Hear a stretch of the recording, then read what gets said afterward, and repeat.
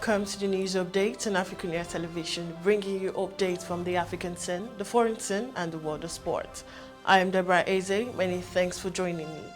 We begin from Nigeria. Presidential candidates of the People's Democratic Party, PDP, Atiku yesterday disclosed that he might consider a government of national unity if elected president next year.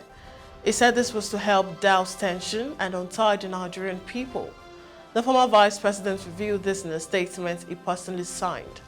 Atiku criticized the All Progressives Congress federal administration for increasing the national debt burden, saying the government has been unreasonably upbeat about the reported growth rate of 3.4%. In a related development, the chairman of the Dark Communications, Chief Raymond Dokpesi, said the choice of Atiku, a northerner, as PDP presidential candidate was not offensive to the southern region. In the statement signed by him, Atiku said there is the consideration of a government of national unity that would douse the temperature, unite Nigerians, and pave the way for improved security. Improved security allows for investment and therefore an improved economy, he said. If elected, it would target tax rebates as a measure to encourage foreign and local investments into Nigeria, adding that the economy is in deeper trouble than the APC government is willing to admit. And now moving on, the federal government has invited pro-chancellors, vice-chancellors and chairmen of Governing Council of Federal Universities to a meeting in Abuja on September 6th as part of efforts to resolve the ongoing strike by the Academic Staff Union of Universities. The meeting was convened by the National University Commission, which stated that participants would review actions of the government on the strike. The letter inviting the heads of the universities to the meeting was signed by the NUC's Deputy Executive Secretary, Administration, Chris Mayaki. This came to the fore as the strike by ASU extended the 198th day amid the decision of the university lecturers to declare a comprehensive industrial action. Stakeholders, particularly parents in different interviews, berated ASU and the government, lamenting that the future of their children were being toyed with. Away from Nigeria, the International Committee of the Red Cross has sounded the alarm over the high number of missing children in Africa. The committee published a report on the International Day of the Disappearance, warning that more than 25,000 minors are missing across the continent. This represents 40% of the 64,000 cases of missing persons in Africa, according to ICRC figures. Among the issues leading to such disappearance included insecurity, whereby the report showed that there are more than 35 armed conflicts across the continent. This has led thousands of people, including children, to cross borders, the Sahara Desert, and the Mediterranean Sea in search of a safe place and a better life, far from those of this conflict. To promote a coherent and effective approach among the African states to prevent disappearances and better inform families about the fate of missing persons, the ICRC and the African Union organized a high-level meeting on missing migrants in Addis Ababa on 30th August. Meanwhile, Liberian President George Weah has come under fire a year ahead of the presidential election for his inadequate response to the indictment of 3 senior officials for alleged corruption and embezzlement by the country's major U.S. ally. The U.S. administration threw a spanner in the works of Liberian politics by announcing in August sanctions against the man who serves as President Ray's chief of staff and 2 other men, whom it accuses of wrongdoing. The charges alight the endemic corruption that plagued the poor West African country, ranked 136th out of 180 by the anti-corruption NGO Transparency International in its 2021 report. The U.S. State Department describes widespread government corruption as an obstacle to investment and development that fuels, for example, the lack of electricity and roads, in a report on the business climate in Liberia in 2022. We now go on a short break, and when we come back, it's updates making the round on the foreign scene.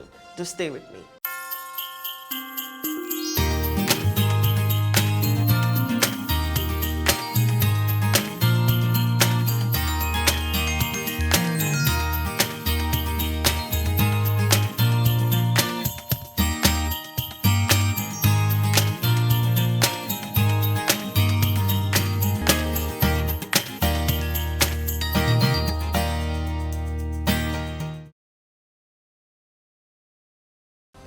And now welcome back. We now head to the foreign scene. Torrential rains and flooding have submerged a third of Pakistan and killed more than 1,100 people, including 380 children, as the United Nations appealed for aid yesterday for what it described as an unprecedented climate catastrophe.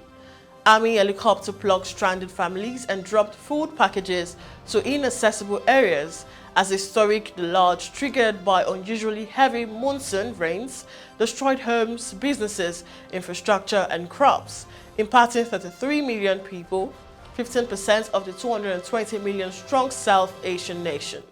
Nearly 300 stranded people, including some tourists, were airlifted into northern Pakistan on Tuesday. A state-run disaster management agency said in a statement, while over 50,000 people were moved to 2 government shelters in the northwest. Moving on, Taiwan said on Wednesday it would exercise its right to self-defense and counter-attack if Chelsea armed forces entered its territory as Beijing increased military activities near the democratic island. Taiwanese defense officials said China's high-intensity military patrol near Taiwan continued, and Beijing's intention of making the Taiwan Strait separating the two sides its inner sea would become the main source of instability in the region. The military will exercise the same right to counterattack Chinese drones that did not heed warning to leave its territory after posing threats. Taiwan fired warning shots at a Chinese drone for the first time on Tuesday, shortly after President Tsai Ing-wen ordered Taiwan's military to take strong countermeasures against what she termed Chinese provocations. Still on the foreign scene, China said on Wednesday that a condition for the resumption of bilateral climate talks with the United States was Washington dispelling the negative influence led by U.S. House of Representatives Speaker Nancy Pelosi's visit to Taiwan earlier this month. In response to the visit on August 2nd to 3rd, China on August 5th suspended bilateral cooperation with the United States in a number of areas, including climate talk and dialogue between senior-level military commanders. U.S. Special Envoy on Climate Change John Kerry, who earlier this month said the suspension of bilateral climate talks punished the entire world, urged Chinese President Xi Jinping on Tuesday in an interview with the Financial Times to resume the discussion. The statement also said China would continue to actively participate in international forums on climate change, while officials in the Biden administration, including Kerry, have repeatedly expressed hope that U.S.-China cooperation on climate change would not be affected by tensions on other fronts. Beijing has rejected any separating of issues in U.S.-China relations. We now head to the sports scene. Chelsea lost their second Premier League match of the season at Southampton on Tuesday night. The Blues have taken only 7 points from their first 5 games. Thomas Tuchel criticized the side's toughness and mentality. Thomas Tuchel criticized his Chelsea players for not being tough enough and their soft defending after 2-1 at Southampton. Chelsea slumped to their second defeat of the season when Romeo Lavia and Adam Armstrong delivered a stunning first-half turnaround following Raheem Sterling's opener. The Blues have performed inconsistently across their opening 5 games, taking only 7 points, which leaves them in 8th and languishing off the top 4 pace. And finally, Super Eagles B coach Salisu Yusuf has assured Nigerians that the home-based national team will on Saturday in Abuja do everything possible to return the 0-2 deficits they incurred in the first leg of their Algeria 2023 African Nations Championship qualifier in Cape Coast. Nigeria lost the first leg of the CHAN qualifier to Ghana on Sunday and will meet the same team for the deciding tie in Abuja on Saturday. The winner of the tie over 2 legs will qualify for next year's championship bid for Algeria. The Super Eagles B team returned to Abuja on Monday and began preparation for the return leg yesterday. They had a recovery workout in the morning and began major training at the Moshood Abiola Stadium in the evening. Speaking on the expectation of the decisive encounter yesterday, Coach Yusuf said his boys were primed to redeem themselves in Abuja after studying the first leg and acknowledging their mistakes in Cape Coast. The coach said the player would not have lost the game in Ghana if they had not lost concentration at crucial moments of the game. And that concludes the news update on AFRICUNIA television. Do follow all our social media platforms on Jointune, Pangram The City, Instagram, Facebook, and on Twitter. Subscribe to our YouTube channel and link us up on www.africunia.tv. Once again, I am Deborah Ezeh. Bye for now.